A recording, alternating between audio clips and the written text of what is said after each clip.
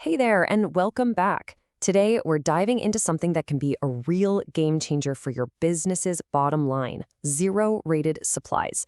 It's a powerful concept in the world of VAT, and trust me, getting your head around it can make a huge difference. So let's just jump right in. I want you to just think about this for a second. What if you could make a sale, a totally taxable sale, but legally slap a 0% tax rate on it? I know, it sounds a little too good to be true, right?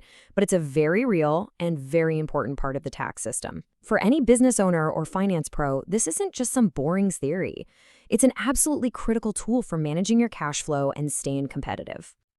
Okay, so what exactly is a zero-rated supply? Well, officially, it's still considered a taxable supply, but the rate is set at 0%. Now, here's the real magic, the crucial part. You can still claim back the VAT you paid on your own business costs, your input tax. Being able to recover those costs while charging your customers zero, that's what makes this the golden ticket. To make sure this is all crystal clear, we're going to break this down into 5 key parts. First, we'll nail down that definition. Then we'll get into the big one, exporting goods. After that, we'll tackle transport and cross-border services, look at a couple of special cases like health and metals, and then we'll wrap it all up with the single most important rule of all, documentation. All right, let's start at the beginning with the fundamentals. And trust me, you want to get this first part right because it's super easy to mix up with another concept, and that kind of confusion, well, it can get expensive. Okay, so this is the big one, the difference between zero-rated and exempt. With zero-rated supplies on the left, you charge your customer 0% VAT, and you get to reclaim the VAT on your own business costs. Now look at the right, with exempt supplies. Sure, you don't charge VAT, but you also cannot reclaim the VAT on your costs. That's a huge deal. It's what makes zero rating just so much better for your business. And here's a great little rule to remember.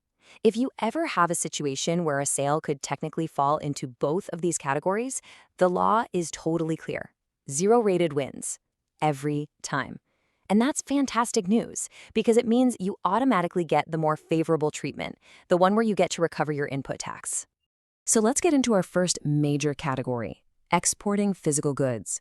This is probably one of the most common ways businesses use the zero rate. But, and this is a big but, it's all about following some very, very strict rules.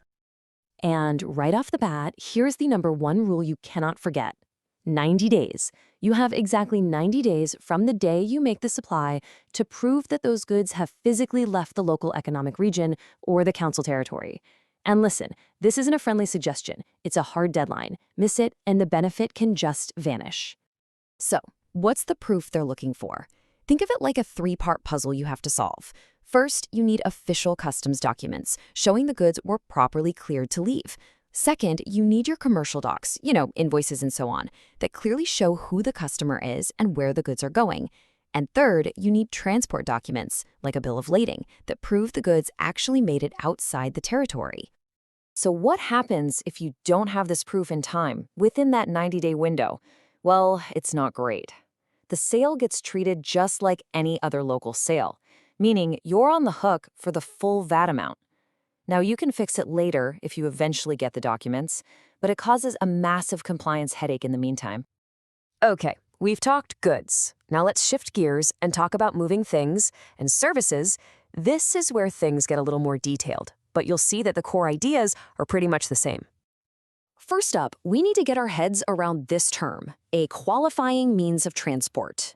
You got to think big here. We're talking commercial planes, ships, big trucks, things that are designed to carry at least 10 people or a bunch of goods for business. And, critically, it has to be used mostly for international transport.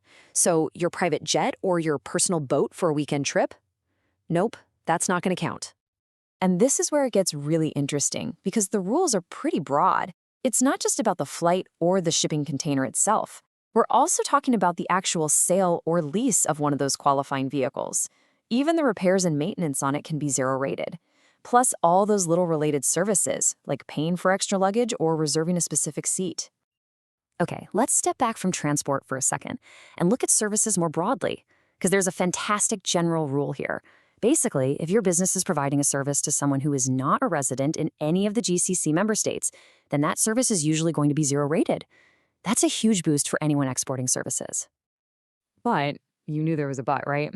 There are a few big exceptions. That zero rate goes away if the service is actually used or enjoyed inside a member state, even if your client's office is somewhere else.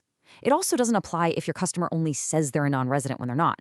And you can't use it if your service is all about physical goods that are sitting inside a member state. It all comes down to where the service is really being used.